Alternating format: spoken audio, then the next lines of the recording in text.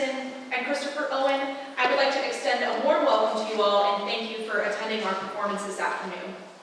This lecture recital is entitled Butterflies and Bumblebees, Music from the Children of Terezín, and will explore the music-making experiences of children who were imprisoned in the Terezín or Terezín ghetto during the Holocaust. We will begin with a lecture segment in which I take you through the clandestine music education practices for children in Terezín, which will be followed by a performance of Elwood Durr's I Never Saw Another Butterfly, performed by the wonderful soprano Dr. Catherine Peterson, Jacob Swanson on the alto saxophone, and Dr. Kay Kim on piano. Dr. Chattel will present his research and experience on the practical considerations for performing Hans Krause's children's opera Wunderbar, excerpts of which will be performed under the direction of Dr. Christopher Owen and the NEIU Choir. So without further delay, we'll begin our performance. 30 miles north of Prague, the garrison town Terezín is nestled at the confluence of the Ura and Elba rivers. The Theresienstadt, the German name, or the Terezín, the Czech name, complex is bisected by the Ura River. On one side sits the large fortress, which outlines the municipality of Terezín, cordoning off the town and its residents with a star-shaped border wall. On the other side, the small fortress, which functioned as a high-security prison. On November 24, 1941, the Nazi Party repurposed the Czech town Terezín as a ghetto and transit camp. The Nazis used Terezín for 4 specific purposes. The first as a transit ghetto, the second as a labor camp, a propaganda ghetto, and a holding place for Jews used for political exchange. Terezín's prisoner population primarily consisted of Jews from Czechoslovakia, though tens of thousands of Jews were deported there from Germany and Austria, as were hundreds from the Netherlands and Denmark.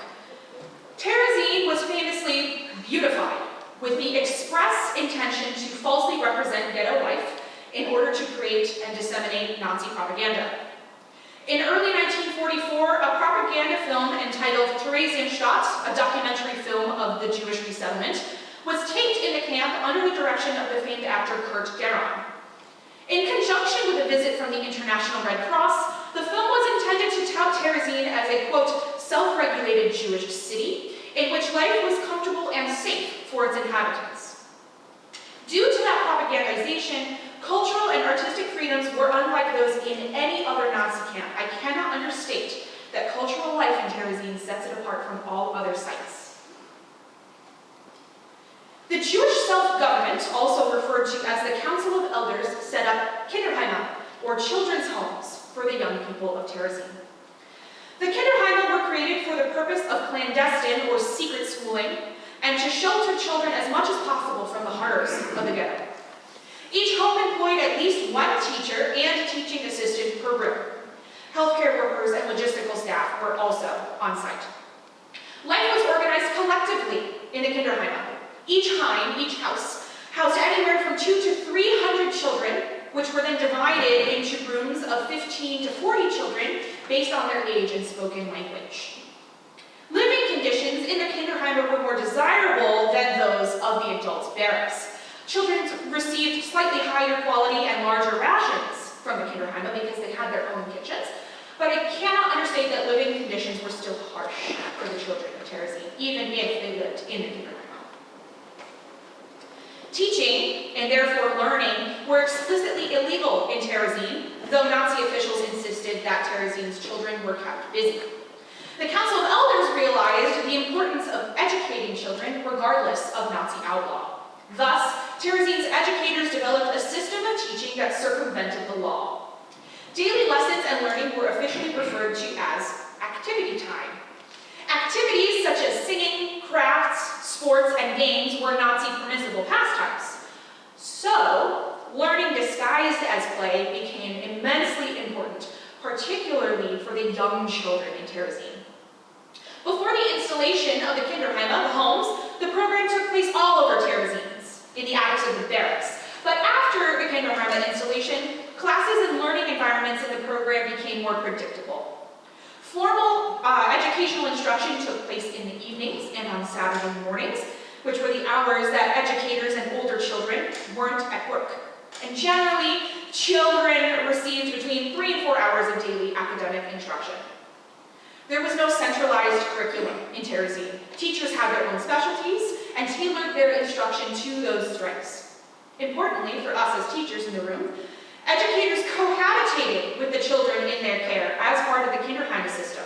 So these teachers were not only facilitators of learning instruction, they handled the logistical needs of the children, literally living with the 40 kids that they were taking care of and teaching. Importantly, Terezín's decision makers believed that music was a necessary part of a well-rounded general curriculum and was therefore important to include in the ghetto's educational practices. Children took formal music classes as part of their instruction in the program. There's evidence of vocal technique courses. They learned how to sing, and they were graded on their performance, as you can see here by Pavel's quote. Basic music theory was taught through canon song, which we know as musicians is a basic polyphonic device and is often sung by children. The form became so popular that canon song night was organized by Z. Sheck and Tella Pollock. You'll hear her name come up again. There were also music appreciation classes, where kids were learning about repertoire and composers. Ella Weisberger, who you will hear and see from later, recalled learning about The Bartered Bride from her teacher Tella, and Pavel Weiner here prepared a lecture on Dvorak for his bunkmates. This does bring up an issue of access, however. A child's performance in these classes and their grades may have determined access to other music engagement opportunities for them in the ghetto. Children had access to large ensemble performance opportunities in Terezín. These were primarily vocal ensembles because there was scarce access to instruments overall in Terezín. There's evidence of 2 girls' choirs, 2 boys' choirs, and 2 mixed choruses. Due to the strict limit on what could be imported into the camp, there was a lack of a piano or a harmonium in the rehearsal space for quite a few months, though they did get one eventually. That lack of an instrument had facilitated rote teaching, call and response, canons. The repertoire of these ensembles consisted primarily of 2- and 4-part folk songs. Dvorak's Moravian duets were particularly popular. And these choirs primarily performed to mark holidays or events in the ghetto, and therefore repertoire was often centered around these celebrations. But performances were primarily for small gatherings for the homes and their families, though they did sometimes give full public concerts. Another issue of access is raised here, however. Not all children had access to the same choirs. Tella's choir, for instance, was audition only. Children who showed particular musical promise were eligible to take private lessons in Terezín. Children had to be hand-chosen to take these private lessons, however, by Raphael Schechter, who's on the top there, or Karel Berman, who's on the bottom. After a child passed an initial pre-screening by Schechter or Berman, they could sign up for private lessons through the Child Welfare Office. The private teachers of Terezín were professional musicians who were also deported from Prague, like Karel Berman, Alice Herz-Sommer, Bernard Koff, Karl Froelich, and sometimes even older children. Private lessons followed the master-apprentice model that we all know, and included technical exercises, etudes in particular, repertoire, and playing tests. Interestingly enough, there was an importance of practice reported by the children of Terezín. An access to practice, but also an excitement to practice. This brings up another issue of access, however. This is a running theme. Children not only had to be chosen to take these lessons, they had to find a way to pay for them, and not everybody could. Children were only permitted to engage in artistic activities, though teachers facilitated learning activities anyway. Class lookouts stood guard and watched for the SS, and whistled a specific signal when they were spotted. At that point, children stopped what they were doing and would start singing in order to masquerade their learning. On the flip side, educators used music as a means of secret content instruction. Cultural productions of all kinds were part of a grand effort to entertain and educate the children of Terezín. So music served as a form of arts therapy, which provided purpose and direction for these incarcerated children. Some children were allowed to participate in extracurricular ensembles. These included additional children's ensembles, like the Allo Trio, in which Ella Weisberger, Maria Muehlstein, and Anna Flaschke here were handpicked by their teacher Tella to go out around the ghetto and to sing to the ill and the infirm. Some children were able to be part of adult vocal ensembles, though they did have to be handpicked by Raphael Schechter or Karel Verma, another issue of access. Children were also ensemble members in adult productions of operas, particularly The Bardic Bride, and sometimes these children were even leads in the adults' operas, particularly in The Magic Flute. They sometimes also served as crew members. However, performance expectations of the conductors for these children were not modified or adjusted based on the children's age. They had to be good, as we can see here from Kloschka's quote about Raphael Schechter. Again, this brings up another issue of access. Only some children were chosen to participate in extra and adult ensembles. They did have to be hand-chosen. Children put on and were involved in numerous theatrical productions, many of which included music. Most of the musical performances put on by the children were at semi-formal gatherings that revolved around holidays and celebrations, like birthdays. These performances were given within the context of the Kinderheime and the program. Many of the theatrical productions put on by the children contained musical elements, incidental music. Some of the most elaborate musical opportunities for the children were operas that were accessible to them, specifically Mozart's Bastien and Bastien, and Hans Krause's Brundibar. Normally, this is where I would have a large segment about Brundibar, but you're going to hear from the expert himself, Dr. Schattau. Children attended concerts in Terezín, often accompanying their adult family members. Children in Terezín had access to professional music and theatrical performances given by their fellow prisoners. Many of these concerts were given by their teachers. Performances were given all over the ghetto, the Sokolovna recital hall and Baron Attics in particular. There's a beautiful story of Dr. Norbury Freed singing to the children in his hospital, playing his guitar and singing for them to try and restore their spirits while on his rounds. Attending performances was a form of social engagement, specifically dating. This does bring up an issue of access, however. In order to attend the performance, you needed to get a ticket. And in order to get a ticket, you needed to have something to order. Children and their teachers used singing and storytelling to pass time in Terezín.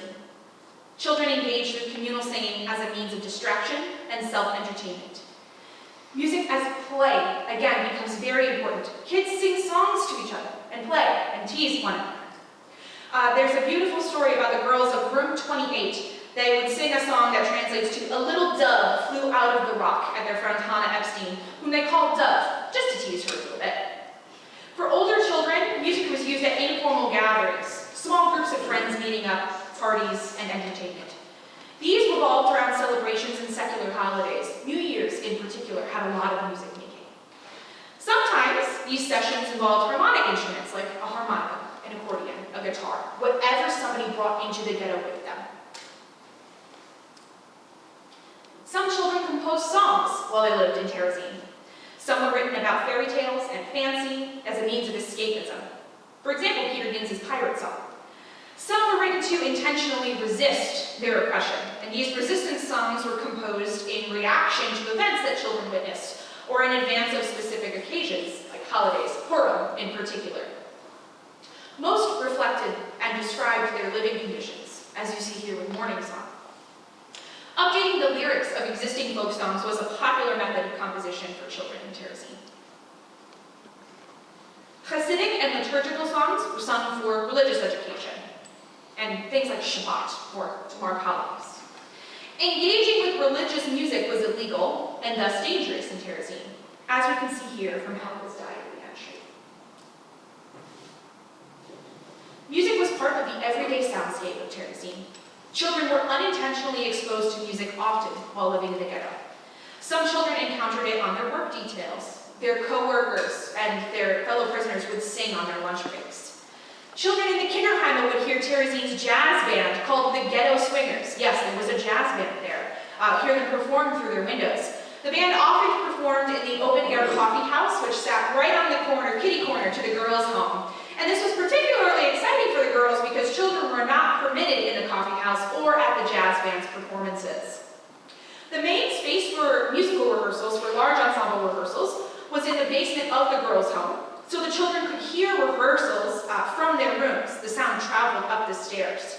Schechter and his famous chorus rehearsed there at night. So in the evenings, the girls gathered outside of the cellar door to listen as Gideon Klein or their teacher Tella played harmonium for rehearsals.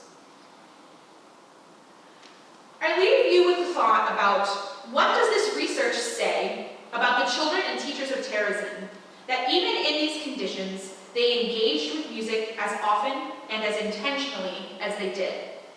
They believed in the sustaining power of music, and by choosing to create and participate in music amid horror they saw, music was not a luxury, it was a necessity.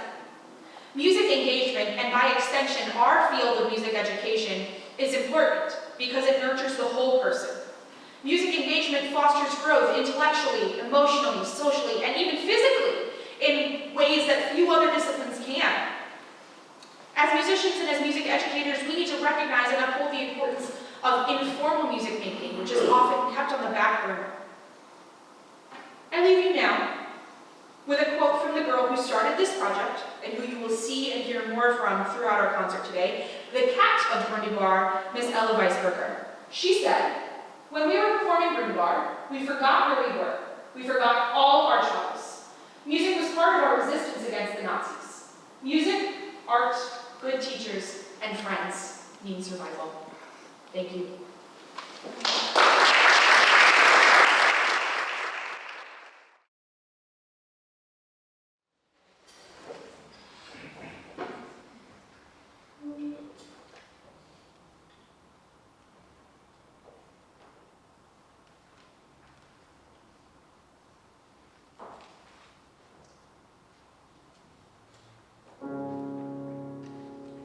Terezín, that bit of filth in dirty walls, and all around barbed wire, and 30,000 souls who sleep, who once will wake, and once will see their own blood spill.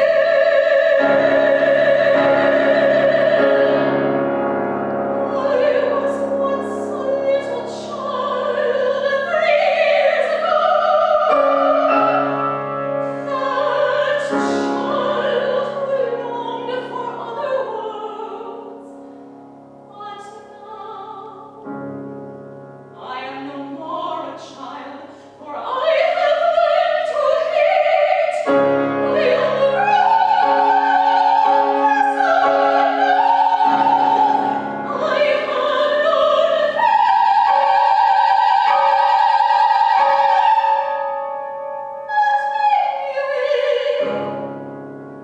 I still believe I only sleep today, that I'll wake up a child again and start to laugh and play. Somewhere far away out there, childhood sweetly sleeps. Along that path among the trees, there o'er that house which was once there my mother gave me birth into this world, so I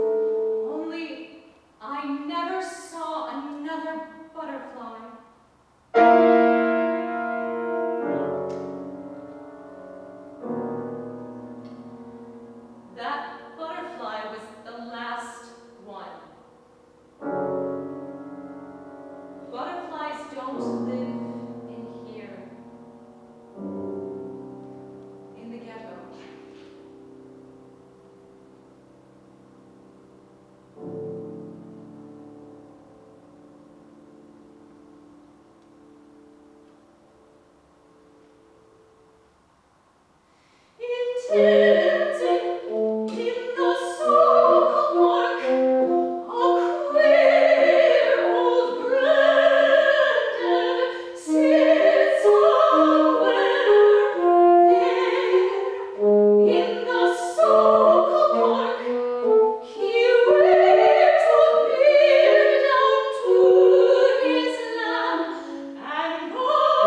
his head I read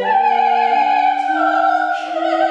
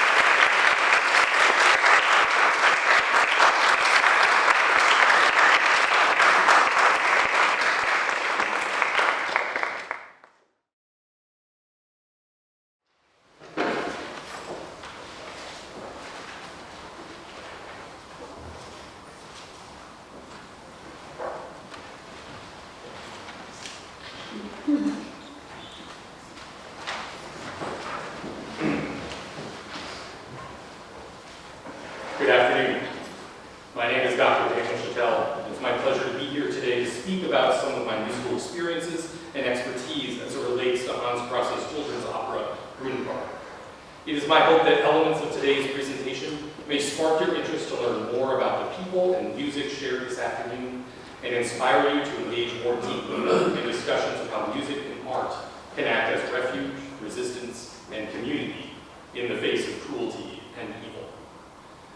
I first came into contact with this work in 2011 when I was invited to conduct the piece for a production by the University of Kentucky Opera Theater with elementary school-age singers and collegiate instrumentalists.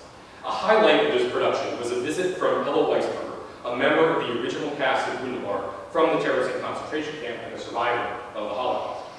She spoke with our cast and our audiences, the majority of whom were elementary school students themselves, about her experiences as a child during the war, her internment, and the experience of making music under such terrible conditions.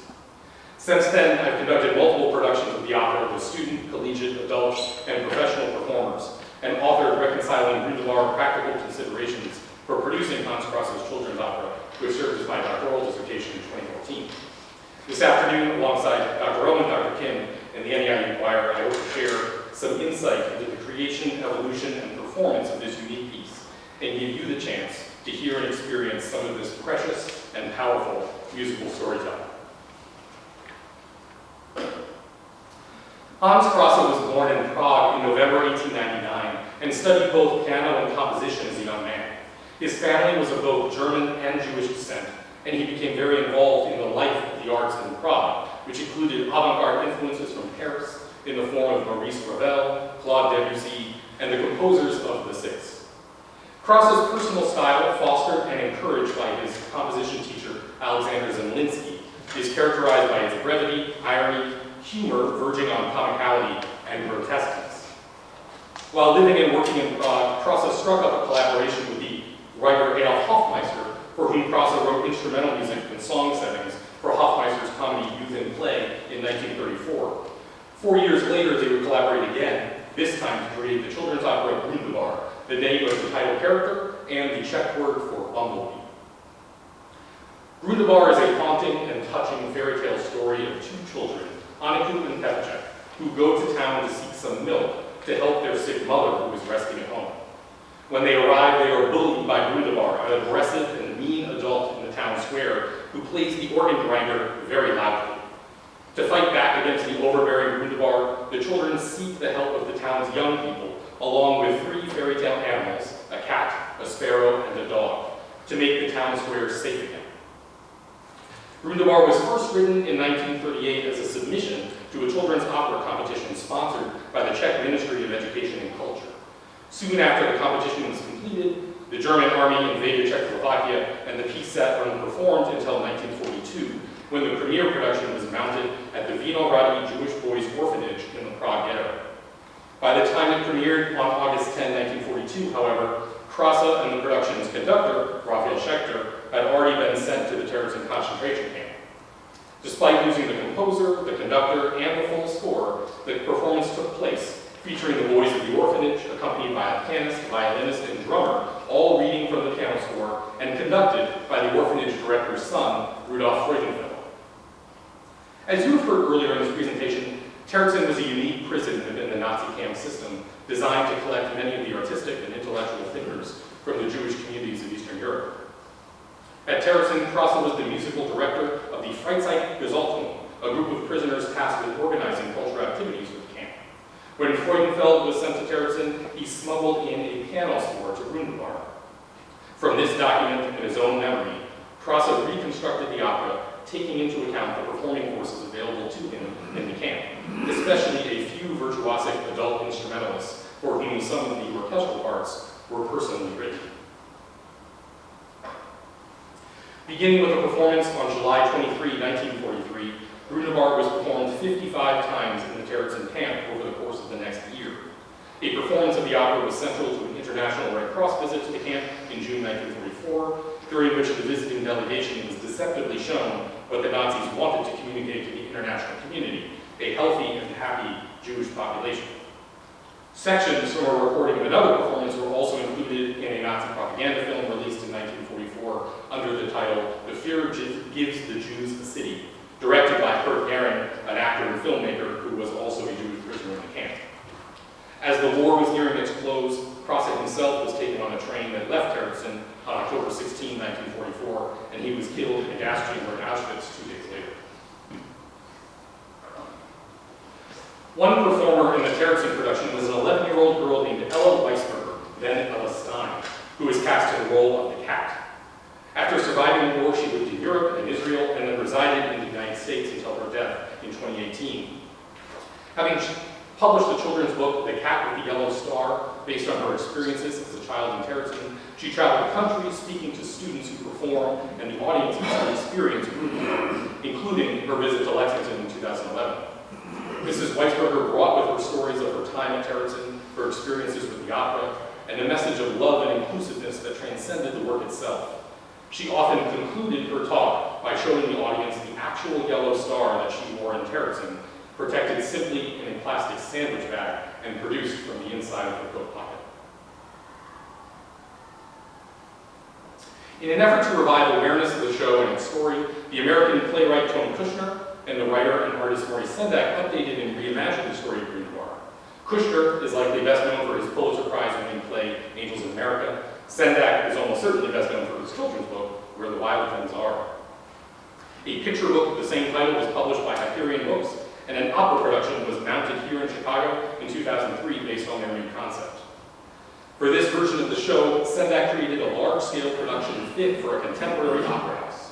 While dramatic, the sleekness and high production values of the modern version arguably take something away from the intimately personal origins of the work. Kushner's adaptation of the text has also been criticized for being too cute or too silly, and not acknowledging the complexity of the original version. By contrast, the original sets were limited to simple canvas backgrounds, and some of the costumes were pulled together by the people involved in the production, including the children themselves.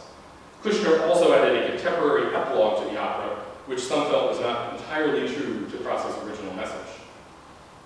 Bumblebees reads like an allegory against Nazi occupations throughout Europe, and the fact that the title character's mustache resembled that of Adolf Hitler, of course, supports that reading. Now, it is also used in school systems around the world to demonstrate the danger of bullying in general. However, both of these readings are adult conceptions of the piece. Holocaust survivor and Terezín prisoner Mirko Tuma wrote, "It was an elaborate production of a clever and sophisticated work. Its allegorical impact, however, was superimposed only by the circumstances under which it was revived." Jože Karas, conductor, scholar, and author of the English translation provided in the widely available vocal score of Bumblebees, and which we will hear today, writes, "The ill-natured Bumblebees personified evil. When the children began to sing the final chorus, Bumblebees defeated, we got him already. There was no doubt in the minds of all present that they were singing about Hitler himself. To make the point even more obvious, the poet Emil Saudek altered the very last few lines of the opera to express the universal feeling of resistance and the ultimate belief in justice. While the original said, 'He who loves his mother and father and his native land is our friend, and he can play with us,' Saudek's version read, 'He who loves justice and will abide by it, and who is not afraid, is our friend and who can play with us.'" Karas's writing speaks to the way in which the meaning, in the context of the geopolitical situation, was explicitly grafted onto the work as a powerful symbol of resistance, even if the underlying messages had been present in the story from the beginning.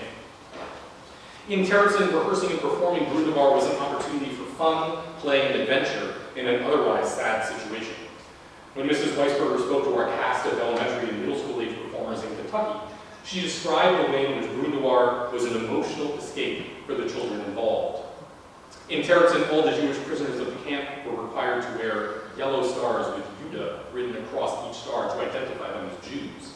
However, when they were in costume for Bumblebees, they could take the stars off.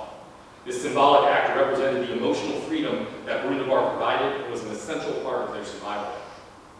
Rudolf Lau, a 15-year-old member of the chorus in Terezín, eloquently wrote, "Bumblebees will soon disappear from the minds of those who saw it in Terezín, but for us participants it will remain one of the few beautiful memories which we will have from Terezín." The creation and reimagining of art under these conditions leads to challenges in designing the contemporary production of the opera. Multiple published versions of the work exist, in part, to address issues of authenticity that can be difficult to define. When these versions include different selections of music, different versions of the same music, and different instrumentations. There are two distinct versions involving the original composer and creative team, which themselves could be considered authentic, but there is evidence of how the original production team was modifying the piece, even during their internment, to expand its meaning. The modern reimagining by Kushner is intended to serve the piece and its message by making it more accessible to a modern audience, but is admittedly a departure from the original text. In the present day, the piece serves as a symbol of resistance and remembrance, and provides an artistic entry point into historical and educational discussions about the Holocaust and the complex personal and political stories that come from that time and place. Perhaps precisely because it means so many things to so many different people, it is even more imperative to improve the functionality of the work so that it can continue to be that central locus for memory, discussion, and debate. At this point, I am pleased to be joined by the NEIU choir in presenting selections of the piece, including some additional commentary and context about the work's origins and unique elements. The scene opens on a bustling town square. The chorus introduces us to the main protagonists, Anaku and Pepacek, two siblings who have come to town to acquire food and medicine for their ailing mother, who is in bed agony.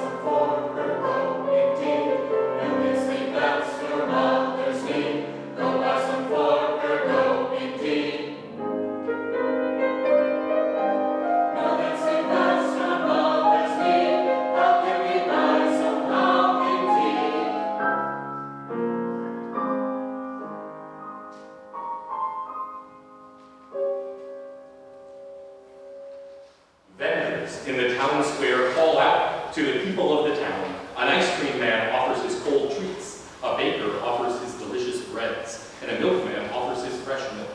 The children try to get the milkman to give them some milk for their mother. Then a policeman scolds the children for asking for food without any money to offer in exchange.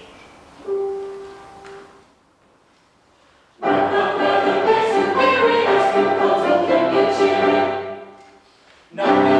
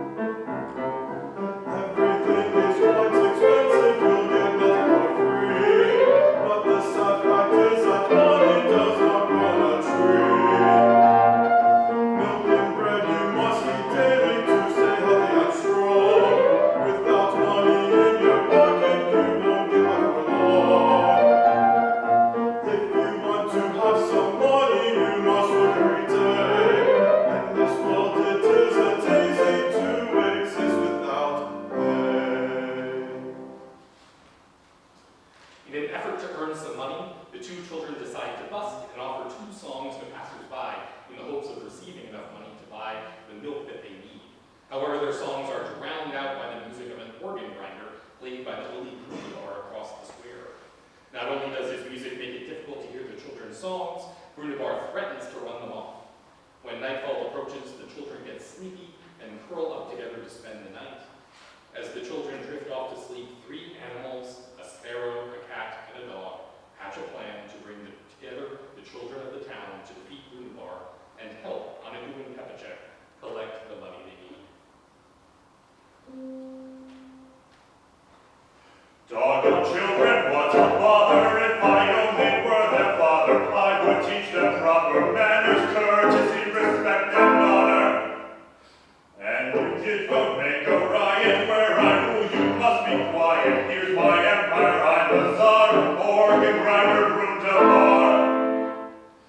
When I play and turn this handle, sing with me, don't make a scandal. Don't you like my music? Making out of here or you'll be aching. Of this show I am the star. I, organ grinder, broom the bar.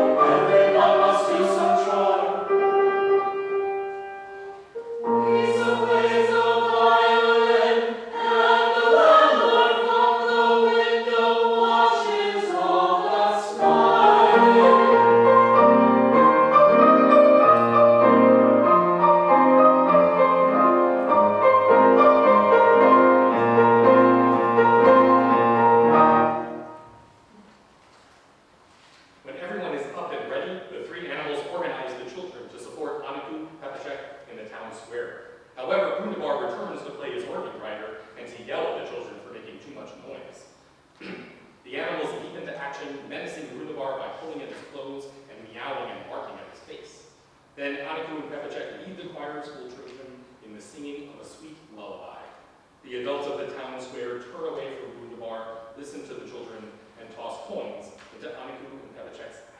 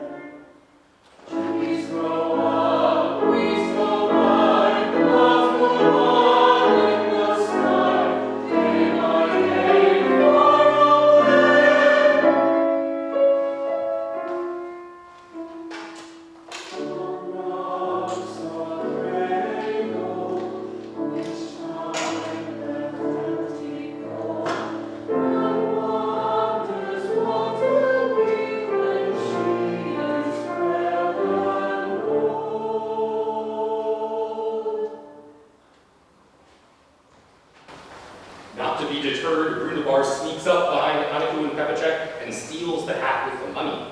A brief chase ensues, but the hat is quickly returned to the children, and Brundabar runs away. The children of the town rejoice in their success and sing a song of victory. Before the choir sings the final victory song, I want to share a few thoughts about how different approaches to this part of the show might impact the effect of a performance as a whole. Brundabar is a 38-minute opera with short, seemingly truncated songs and scenes, all originally intended to be performed by children and for children with childlike attention spans. 21st century opera companies can feel it is too short to be an evening in and of itself, and yet figuring out how to pair it with something else, opera, songs, drama, or lecture, can be daunting. These factors often lead to directors to try to expand or adjust various elements of the show. For the ending, the simplest option is just to conclude with the entire cast singing the final, brief victory song, which is how the ending is printed in the published materials. The opera ends somewhat suddenly, but the pacing of the story is unique and idiosyncratic throughout the entire work, and deciding to alter it in this one spot is somewhat arbitrary.